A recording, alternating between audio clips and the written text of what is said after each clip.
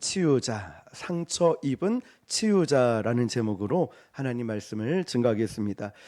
여러분, 사람들은 누구나 마음의 상처를 하나쯤은 갖고 있을 것입니다. 저를 비롯해서 아마 여러분도 누군가에게 말을 하지 못하지만 마음에 어떤 상처와 아픔들이 있을 거예요. 겉으로는 멀쩡해 보이고 또 웃고 있어도 사실 마음속에 말하지 못하는 그런 아픔들이 또 있지 않겠습니까? 저도 목회를 하다 보면 성도님들 상담을 하게 되는데요. 그 중에 종종 듣는 말이 이런 말입니다. 목사님, 사실 제 안에 어릴 적부터 해결하지 못한 상처가 있어요. 어릴 때부터 받았던 이 상처가 아직도 남아 있습니다. 이야기라고. 또 어떤 분은 겉으로는 웃고 있지만 목사님, 사실은 제가 너무 외롭고 불안하고 힘이 듭니다. 영적인 외로움도 있고 또 때로는 마음의 갈등과 좌절과 아픔을 겪고 있습니다. 이런 얘기 말이죠. 저는 말씀을 준비하면서 제 자신도 한번 돌아보았습니다. 목회를 하면서 나는 어떨까? 저 역시도 믿었던 분들에게 배신을 당하거나 또 내 계획대로 되지 않았던 일들, 또 저의 실수와 부족함으로 무너지고 넘어졌던 적이 참 많았던 것 같습니다. 지난 수요일에 전도하면서 미용실에 들어갔었는데요.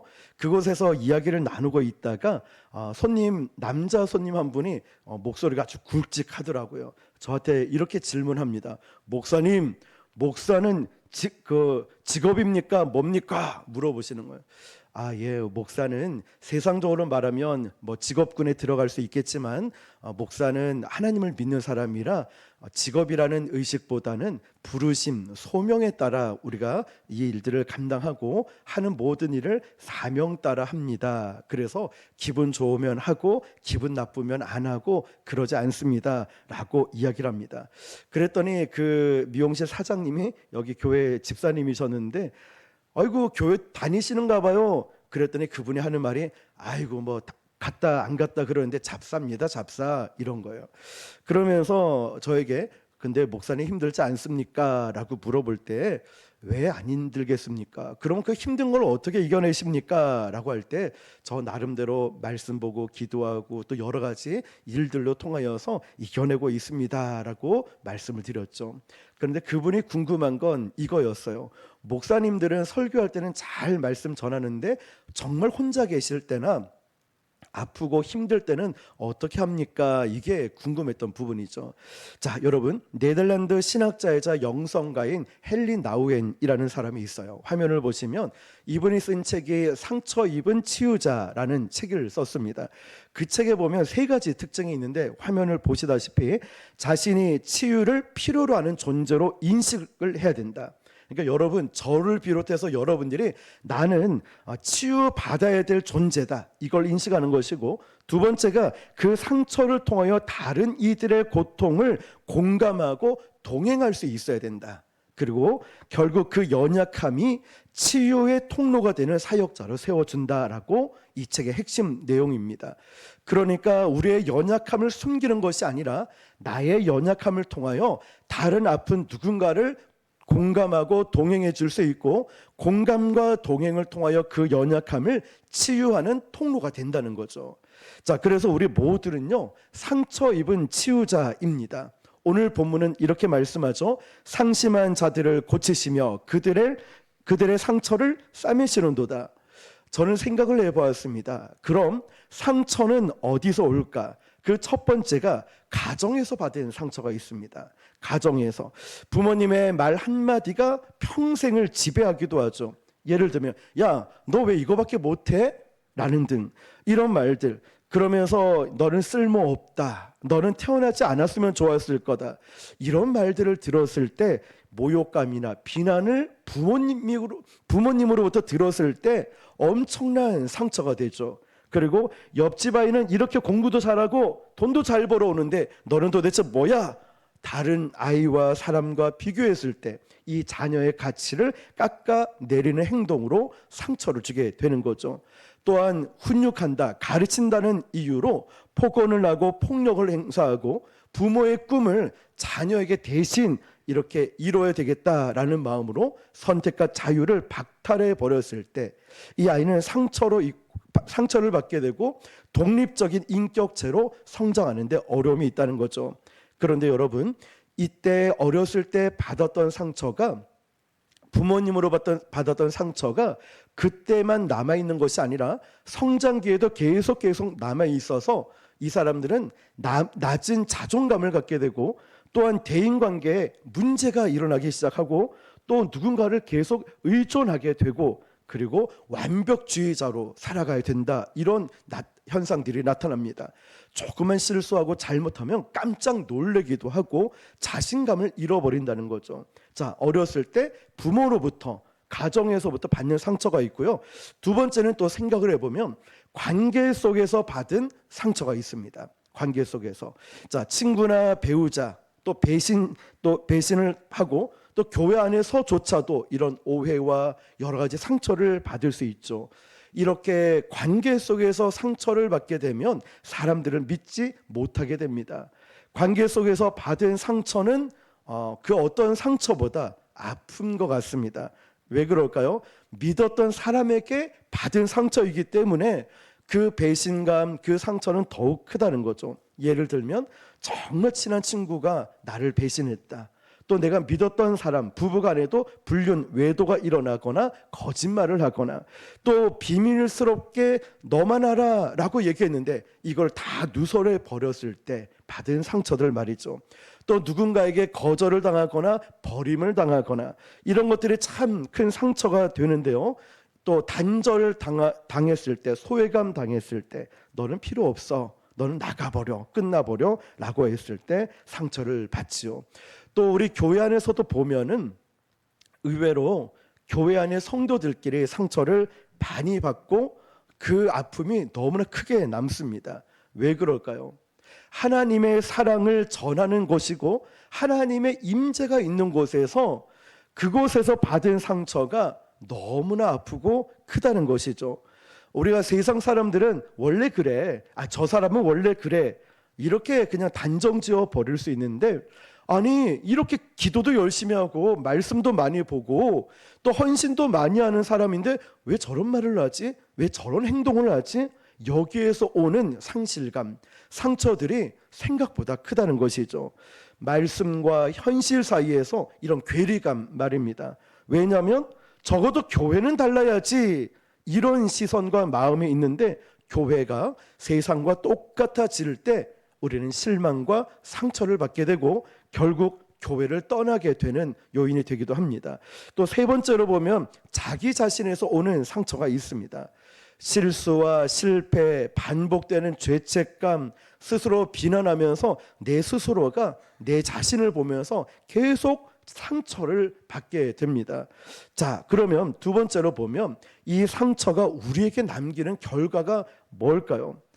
우리에게 이런 상처가 그대로 남아있으면 나를 자꾸만 묶어두게 됩니다. 너는 못해, 너는 원래 안 되는 거야, 자유롭지 못하고 어떤 작은 일에도 화가 나는 거예요.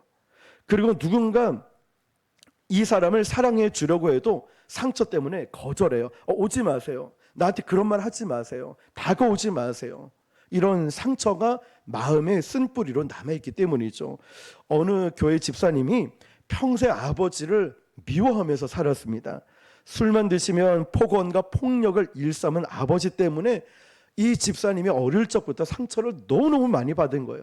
그런데 어느 날 부흥 집회에 갔는데 목사님 설교 중에 이 말씀이 딱 와닿았대요. 용서하지 않으면 네가 묶일 것이다. 용서하지 않으면 네가 묶일 것이다. 그래서 이것이 하나님이 나에게 주신 말씀인가? 성령께서 그 마음에 임하시니까 용기가 생기고 담대함과 힘이 생긴 거죠. 그래서 내 힘으로 할 수 없으니까 그날부터 아버지를 위해서 기도했다는 거예요. 눈물로 기도한 거예요. 하나님, 아버지를 용서할 수 있는 마음을 주십시오.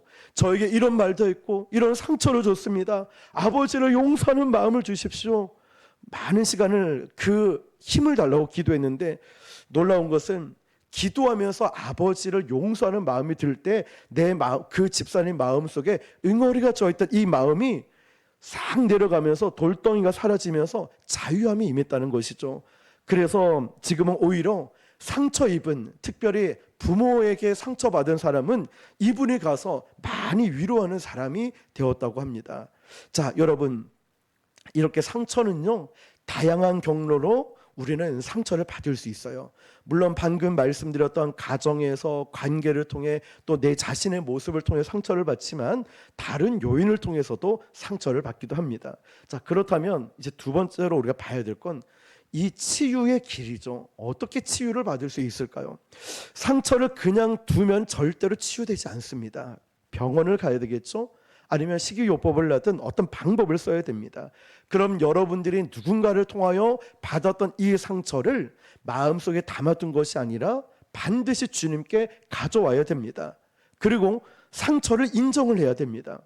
웃고 있어도 내가 밝은 것 같고 문제 없는 것 같은데 내 마음속에 숨기고 있으면 그 상처 때문에 내 마음이 썩고 골마 들어갑니다.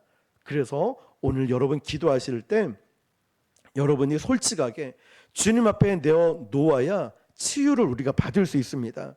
예수님은 저와 여러분의 상처까지도 다 짊어지시는 분이십니다.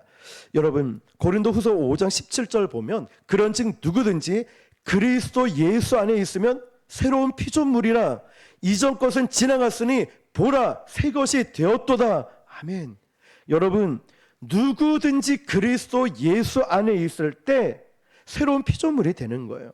그래서 우리가 과거의 상처, 아픔들을 주님 앞에 내어놓아야지만이 새 사람이 될 수 있는 거예요. 보라 새 것이 되었도다.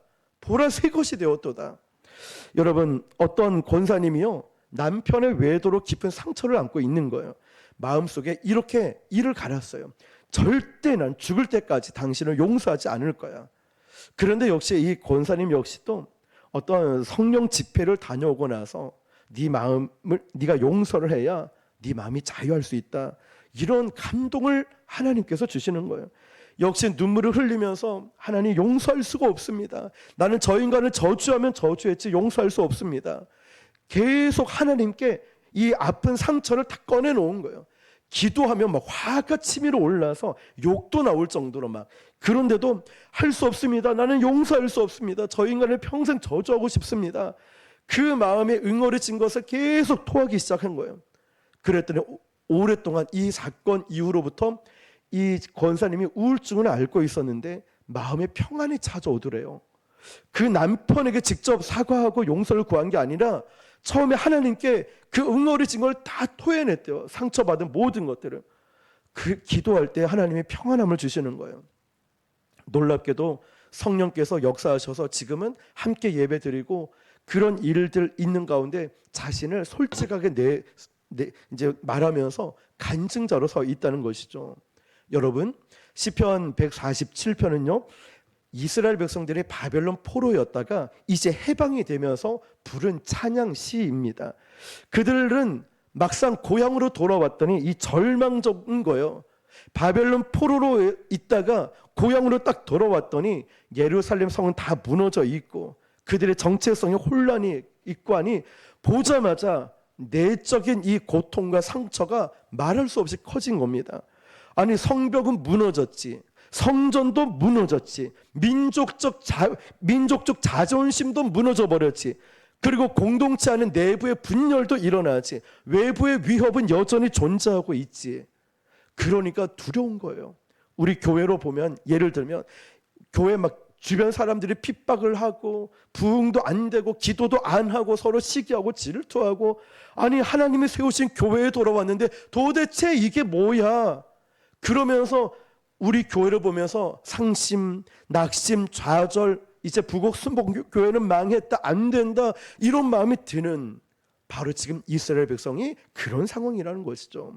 막상 돌아왔는데. 그래서 말씀에 보면 상심한 자들이라고 했는데 이것은 민족 전체를 은유하는 표현일 수 있겠지만 하나님은 그런 상심한 자를 어떻게 하시냐면 직접 치유하시고 싸매 주신다고 합니다. 이 말뜻은 힘들지 아프지 위로 정도가 아니라 영적인 재건을 말씀하고 있는 거죠. 여러분, 치료는 단순히 병의 치유를 말씀하고 있는 것이 아니라 오늘 본문의 영적인 신앙적인 진짜 의미는 그 육신의 질병을 말하는 것이 아니라 관계가 회복되고 정체성이 회복되고 무너졌던 신앙이 재건되고 전인적인 회복을 말씀하는 것입니다. 히브리어 원어로 보니까요, 더욱 깊은 의미가 있는데, 화면을 보시면 상심한 자는 히브리어로 니슈브레 레브라고 되어 있어요. 이게 무슨 뜻이냐면 단순히 슬픈 것이 아니라 완전히 마음이 산산조각이 났어요. 우리가 어떤 돌을 딱 던져가지고 깨트리면 돌 조각들이 막 조각조각 나듯이 그들의 마음이 완전히 부서져서 산산조각이 났다는 거예요. 마음은 이 단순한 감정이 아니라, 레브라고 말하는 것은 내면 전체, 인격적인 중심을 말하고 있어요. 그러니까 이 상심한 자라는 것은 삶의 중심이 무너져 버렸어요. 예배 기준 없어져. 기도도 안 해버려요. 해봤자 무슨 소용이 있어. 여길 봐. 마음이 완전히 박살이 났어요. 우리도 그런 경험 있잖아요. 마음이 확 뒤집어져 가지고 막 될 대로 되라, 에이 모르겠다 이러면서 막 분노를 표출할 때 있죠. 마음이 무너진 상태가 상심한 거예요. 그리고 이어지는 말씀 보면 고치시면은 라파라고 해요. 라파하면 여호와 라파, 하나님 고치시는 하나님, 치유의 하나님이시죠. 이 라파라는 히브리어 원어의 뜻이 뭐냐면, 의사가 환자를 치료하듯이 완전히 치료해서 회복됐다는 뜻이에요. 라파가. 구약의 하나님은 여호와 라파, 나는 치료의 하나님이다 묘사하셨죠. 말씀하셨죠. 단순히 병을 고치는 것이 아니라 너의 전인격적인 모든 것을 치유하고 회복시켜 주시겠다는 거예요. 고치시겠다, 라파라는 거예요. 그래서 오늘 본문 147편 3절을 보면 바벨론 포로들이 고향으로 돌아와서 그가 이 좌절과 절망 가운데 노래를 부르는, 찬양을 부르고 있어요. 70년 동안 포로 생활 있으면서 트라우마가 있었어요. 그래서 깜짝 놀래고 분노가 나오고 우리는 뭐 아니다, 안 된다라고 할 때 하나님의 이 말씀이 너희들을 치료하고 너희들을 고치시고 육신의 질병이 아니라 민족적으로 또 무너졌던 너희들의 삶 모든 것을 회복시켜 주겠다. 얼마나 위로가 됐을까요? 얼마나 위로가 되었을까요? 이 구절이 보여주는 하나님의 치유는요, 아주 개인적이면서 아주 치밀하고 세심합니다. 이어지는 말씀 보면 그들의 상처를 싸매시는도다. 싸매다는 히브리어로 하바쉬라는 뜻이에요. 이 뜻이 뭐냐면, 의사가 우리의 상처를 보면서 아이고 여기 상처 좀 봐, 붕대를 풀어가지고 감아주는 것을 의미하고 있어요. 상처를 싸매다. 그러니까 여러분, 하나님께서 여러분이 마음의 상처든 육신의 질병이든 관계에서, 가정에서 여러분의 연약함 때문에 상처를 받은 것을 세심하게 보면서 아이고 넌 여기가 아프구나, 아이고 얼마나 힘들까, 얼마나 아플까 세심하게 돌보시는 거예요. 어떻게 해요? 의사가 아픈 부위를 정확하게 집어서 연고를 발라주든 붕대를 감아주든 약을 처방하고 주사를 주든 주님이 이렇게 고치신다는 것, 상처를 싸매주신다는 것입니다. 하나님은 단순히 우리를 구원하시는 분인 것뿐만 아니라 우리의 마음까지 돌보시는 분이십니다. 때로는 우리 마음 감추고 싶잖아요, 연약함까지. 그런데 하나님은 나의 내면을 너무너무 잘 알고 계셔요. 하나님은 사람의 외모를 취하시는 분이 아니라 중심을 보시듯이 우리의 연약함, 아픔, 상처를 알고 계십니다. 이것은 예수 그리스도의 사역과도 연결이 되겠죠. 누가복음 4장에서 예수님은 상한 자를 고치시러 오셨다고 했습니다. 구약에는 치유의 하나님이 나오셨다면 신약에서는 예수님의 사역이 이렇게 치유 사역으로 드러납니다. 가정이나 교회에서 받은 상처들로 여러분 혹시 지금도 마음의 상처가 있습니까? 이 말씀을 깊이 묵상해 보십시오. 각자가 다른 아픔과 상처를 하나님이 다 치유해 주신다는 이 말씀이 얼마나 위로가 됩니까? 하나님은 너무나 정확하게도 우리의 연약함, 우리의 상처를 정확하게 알고 계셔요. 하나님은 무시하고 외면하지 않고 야 네가 가서 치료해 이러지 않고 직접 우리를 치유하신다는 것이죠. 손길을 내미시는 거예요. 특별히 마음이 상한 자라는 이 표현은요, 자신의 상처를 인정하고 드러낸다는 것입니다. 그래야 치유가 일어나거든요. 강한 척, 괜찮은 척 할 필요가 없다는 것이죠. 하나님은 우리가 무너지고 부서지고 상처 있을 때 더 가까이 오십니다. 예수님은 포로된 자에게 자유를 주시고 눌린 자를 자유케 하신다 했습니다. 예수님은 단순히 병만 고치는 것이 아닙니다. 여러분의 마음속 깊은 곳까지 상처를 치유하십니다. 아픈 사람을 위로하신다라는 이 3절 말씀을 보면 내면이 완전히 산산조각난 이스라엘 백성들 공동체, 우리식으로 말하면 교회에 하나님께서 회복시켜 주신다는 약속의 말씀이죠.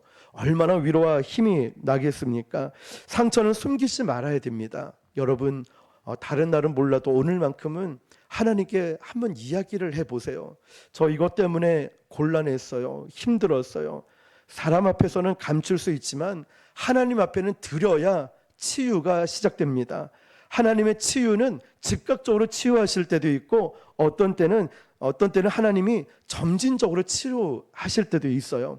그런데 시간 지나 보면 하나님이 이래서 나를 아프게 하셨구나, 이래서 나를 고난을 주셨고 이래서 나에게 상처를 주셨구나. 그런데 지금은 아무렇지 않아요. 지금은 다 치유를 받은 거예요. 그러니까 상처 입은 치유자가 돼요. 예를 들면 제가 우리 교회를 개척한 지 8년 정도 됐잖아요. 그러니까 개척교회 힘든 교회를 보면 그냥 못 지나쳐요. 저도 아파봤으니까 아픈 사람 보면 못 지나치는 거예요. 어렵고 가난한 사람 보면 못 지나치는 거예요. 왜냐? 겪어봤으니까. 그런데 정말 전국에 많은 목사님들이 연락이 옵니다. 힘들고 어려운 거. 그런데 제가 스님에게 받은 이런 핍박들이나 목회를 하면서 어려웠던 걸 얘기하면 오히려 그분들이 말을 못 하더라고요. 자기보다 더 힘들게 왔다 이러면서. 그런데 위로가 된대요. 큰 교회는 공감대가 형성이 안 되지만 저는 그런 걸 겪고 지금도 교회를 세워나가고 있으니 그분들에게 진짜 위로가 됐던 것 같아요. 여러분, 우리가 마찬가지예요. 나에게 있는 상처와 아픔들이 누군가에게는 위로가 되고 또 누군가에게는 치유가 일어난다는 것이죠. 하나님은 이렇게 바로 즉각적으로 치유하실 수 있지만 이런 시간을 두면서 우리를 치유하시기도 합니다. 하나님의 치유는 단순히 심리적 안정뿐만 아니라 구원과도 연결이 됩니다. 하나님은 우리를 새 사람으로 빚으시고 또 상처를 통해서 오히려 다른 사람을 위로하는 도구로 사용하신다는 거죠. 오늘 본문을 보시면 하나님은 상처 입은 우리의 마음을 아시고 직접 치유하시고 삶을 회복시켜 주신다는 강력한 치유의 메시지입니다. 예수 그리스도는 상처 없는 구원자가 아니죠. 예수님은 온 인류를, 저와 여러분을 구원하시기 위해서 몸소 상처를 자신의 몸으로 받아들이셨어요. 어떻게요? 예수님은 십자가상에서 십자가를 지시기 전까지 채찍과 침뱉음과 주먹으로 뺨을 또 맞으면서 예수님은 그 골고다 언덕을 올라가셨어요. 상처를 받으시며. 그래서 십자가상에서 모든 영적인, 육적인, 정서적인 고통을 다 받으셨어요. 부활하신 예수님은 십자가의 이 못자국을 숨기지 않으셨어요. 도마에게 보이시고 손에 못자국을 보아라. 부활하신 주님은 십자가 지신 것을 부끄러워하지 않으셨다는 거예요. 오히려 그 상처를 보여주심을 통하여 치유가 무엇인지를 알려주셨어요. 진짜 치유는 상처 없는 완벽함이 아니라 상처가 있지만 삶으로부터 믿음으로 살아내는 이것을 통하여 다시 회복될 수 있다는 걸 보여주는 것입니다. 우리의 상처가 별이 되는 거예요.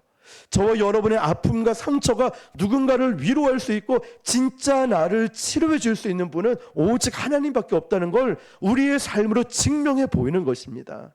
여러분, 화면을 보시면서 요셉을 보십시오. 형제들에게 팔려 노예로 살았던 요셉, 어린 나이부터 상처가 얼마나 컸겠습니까? 그러나 총리 자리까지 올라가서 가족과 민족을 치유하는 도구가 되지 않습니까? 요 모세를 보십시오. 살인을, 동족을 죽였다는 트라우마가 가져서 도망자 모세가 되었어요. 그런데 그 상처가 있었지만 이스라엘을 출애굽해오는 놀라운 지도자가 되지 않습니까? 다윗은 또 어때요? 다윗은 죄와 상실, 배신, 고통의 여정을 광야에서 거친 후에 그는 유일하게 하나님 마음에 합한 자로 회복되지 않습니까? 베드로는 또 어때요? 예수님을 3번이나 부인했던 그런 실패와 좌절의 상처가 있는 베드로가 회개하면서 그가 삶의 본이 되고 교회의 반석이 되지 않습니까? 상처로 끝난 것이 아니라 상처 입은 치유자가 되는 것입니다. 이처럼 성경은요, 무결점한 상처가 없는 자를 쓰시는 것이 아니라 상처가 있지만 그 치유 사역을 통하여서 하나님이 드러날 수 있는 도구가 되었다는 것입니다. 그러므로 교회는 상처 없는 사람들이 모이는 것이 아니라 상처 있지만 치유를 받아가는 공동체이고, 그 치유함을 통하여 또 다른 누군가를 위로하며 하나님의 영광을 드러나는 그것이 교회인 줄 믿습니다. 상처는요, 나를 연약하게 만들 수 있지만 잘 들어보십시오. 잘 치유받은 상처는 오히려 누군가를 살릴 수 있는 치유자가 됩니다. 여러분 혹시나 아픔과 또 상처가 있다면 여러분 다른 사람을 살릴 수 있는 희망의 빛이 될 수 있습니다. 하나님은 저와 여러분의 상처를 모르시는 분이 아니에요. 상한 갈대를 꺾지 않고 꺼져가는 심지를 끄지 않는 분이세요. 오늘 우리 주님 앞에 여러분의 상처를 다 내어놓는다면 반드시 하나님은 우리의 상처를 치유해 주실 것이고, 그 치유함을 받았을 때 또 다른 누군가의 상처와 연약함이 있는 자를 여러분 위로하고 기도하고 품어주고 또 그 영혼도 회복될 수 있는 역사가 저와 여러분 통해 나타날 줄 믿습니다. 그런 상처 입은 치유자, 예수님을 본받아 참된 위로자가 되시길 주님의 이름으로 축원합니다. 기도하겠습니다. 우리 이 시간 합심해서